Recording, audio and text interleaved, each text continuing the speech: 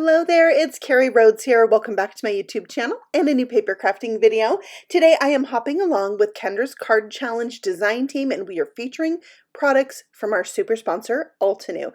If you are new to Kendra's Card Challenge, it is a challenge that goes out every 3 months from Kendra with 15 card sketches that you can make with 6 sheets of 6x6 pattern paper, which she gives you directions on how to cut up those 6 sheets so you don't waste any and you can make 15 cards with it. We have tons of sponsors with tons of prizes, and if you make these 15 cards, post a picture on the Facebook group, you could enter to win some of these prizes as well as the giveaway for today's hop. So here's a look at the sketches, 6 of them anyways. I'm actually doing card sketch number 5, which you see in the bottom middle there. I have this Rustling Leaves embossing folder from Altenew that I thought would be perfect for this card, but I'm going to take this in a little different direction and make a square card today instead of an A2 sized card. But I am going to bring in those other sketch elements to finish it up. So my sentiment is going to be this stamp set, One and Go Words and Banners. You stamp this one time and die cut it one time and you get all 6 of those pieces. I'm also going to feature the Typewriter Flowers stamp set. This is so pretty. I love a typewriter. I don't know why. I love those images. So here you can see it up close. There is a die you can get to die cut out the whole thing, but not the sentiment. And I'm going to be coloring with the artist markers from Altenew. These are alcohol markers, and this is set number D.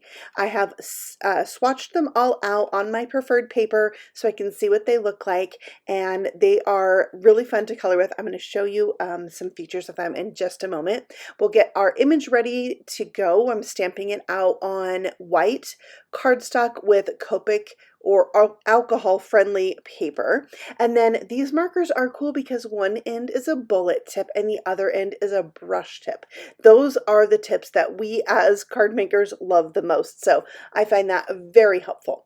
Okay, so I am starting with the darkest kind of green color here. This is emerald, and I'm going to color most of the typewriter with this color. I'll do a little bit of ink blending across the bottom where it's a little bit wider so you can really get a feel for how these blend together. I'm going to use the next 2 markers in line. I'm not going to use the lightest one in the box.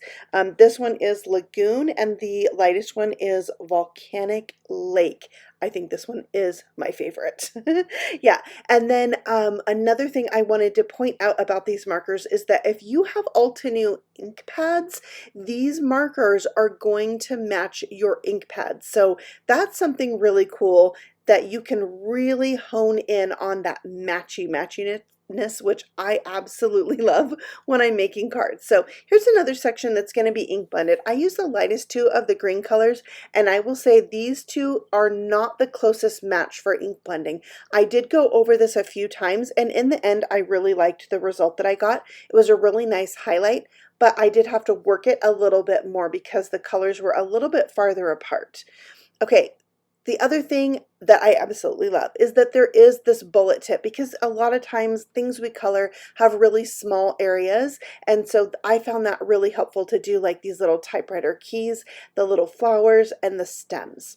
All right, for the flowers themselves, there are 3 kind of flowers on this image. On this first flower, I use the darkest 2 colors, so only a 2 color blend here, and then for the second flower, I'm going to bring in the lightest 2 colors and just touch that second color at the base of each petal. So this is Rose Quartz and Puffy Heart. I do have these ink pads, and I think I love that I can match now these markers to those ink pads. So the centers of the flowers I just did with the browns because I'm really trying to stick with the markers in the box. And so I really liked kind of that look of having that brown in there, and that really inspired my background. Actually, I might have done a different color background if not for the brown markers in the box. Yeah. So for my third flower, I did the center 2 colors of purple. So I've got a variation, a little bit different look for each of the 3 different kinds of flowers I have there. And then the lightest 2 greens for my leaves. I wanted a little bit of shading on the paper behind, and like I said, I was really trying to stick with just the colors in the box, but it was a little bit too dark. So I thought, let's see how this works blending with markers that I already have, which are Copics, and I have to say it worked out really well. It softened out that lightest brown color, which is the sand dunes, and I loved how I could pair it with markers I already have. Okay, now I'm just taking a white gel pen and adding highlights and also cleaning up a little bit of my marker that might have gone outside the lines, and that was really helpful. Here's the coordinating die that Fussy cuts this out for me. I love that because it detail cuts around all those edges, leaves a small white border. I love that when it's a small white border and not a big one. So good. Okay, this is the embossing folder that I'm using. This is the swirling leaves. So it's got the leaves coming in from the top and the bottom with that nice embossed circle in the middle. This is a 3D folder. So I spritzed it with water before I embossed it to really help that paper mold to the shape in that embossing folder. And then I'm able to come in with my milk chocolate ink and a blending brush and just blend all around there. I'm trying to get the corners really dark and then have it fade out. And this is easy to do because the paper is already colored. I'm not starting with a white piece of paper. Next, I have some Warm Sunshine Metallic Shimmer Spray. I'm going to spray this so it just has a light mist all over the paper, but I'm also going to press that spritzer down kind of slower, and that'll give me some splatter looks, just like that.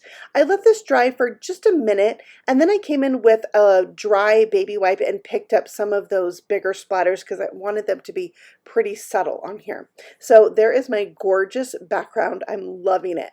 Now I'm working on the rest of the elements. So remember that stamp set, the One Go word and banner set? I'm going to stamp all of those out at the same time. It's one image. I guess you could cut it apart if you wanted to, but why? Because the die then is going to cut all of these out at the same time. I love that. It makes it so easy. You've got different styles of banners that you could use by themselves, and then you've got these sentiments you can save in the packaging with your stamps or dies that you can use later.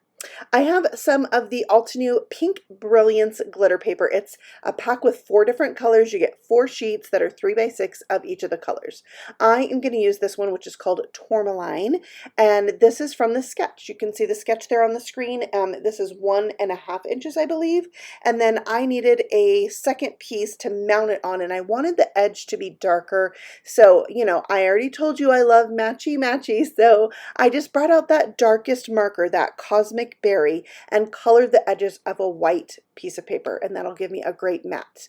Next, I am doing the little banners for my sketch, and I cut them to the size that it indicates on the sketch, and then I just use my scissors to flag cut them. Next, I have this really fun butterfly die set. Now, I've had this for a long time, the Sunlit butterflies. I'm not sure if this is something that's still available. Whatever is available that I used from Altenew, I will link for you in the description box below. They have so many cool things in their shop. I die cut the base of the butterfly from white and used my lightest color, which is the rose quartz, and colored the base, and then did that glitter paper right on top. Next, I'm just putting everything together, kind of following my sketch. I did put this strip kind of lower down on the circle than it is on the sketch to fit the typewriter that I'm trying to use. So I needed a little bit more room, which also is another good reason that I did my card bigger. Now, the card front size is 5.5 by 5.5, and then the base is going to be 5 3/4 by 5 3/4. For my little word banner, it was very stark white, so I brought back that Copic marker E40 and added just a dusting of color around there. I needed a little bit of embellishment, so I found some confetti in my stash that is, I think it's called Champagne, and it was just kind of a fun pop of color and shine that my card needed. I also felt like my background needed to be lightened up just a tiny bit, so I brought in this snowing little background stamp and stamped it on there with white. So if you like splatter but you don't like to be messy, this is a really great stamp to add a little bit of splatter. Also, of course, it works great for stamping snow. I added that to my card base, and then I'm coming back with that E40 marker and just putting a few little dark spots on there so it's not so stark white. It adds to that kind of shabby chic touch that I've added to this card. Now, I didn't want to leave the inside completely blank, so I'm bringing in this free gift that I got from Altenew. They sent me a stamp that says Made with Love by Carrie Rhodes, like a personalized stamp. But also in that set, there's these flowers. So I thought I might as well use that since I'm stamping the back of my card. And then I just stamped those flowers on the inside with that milk chocolate ink. I love a stamped image on the inside. Okay, here's a reminder of what sketch number 5 looks like and then my card. I love that you can take these sketches and use them as a jumping off point to go with the flow and use what you have and create something really cool. That sketch is just going to be the inspiration that you need to get going. Now, this is part of a hop, like I said, so make sure you check out the links below. One is to the playlist for more videos with Altenew and Kendra's Card Challenge, and one is to enter our giveaway. So make sure you do those things, and I'll see you very soon on the next video. Happy stamping! Bye!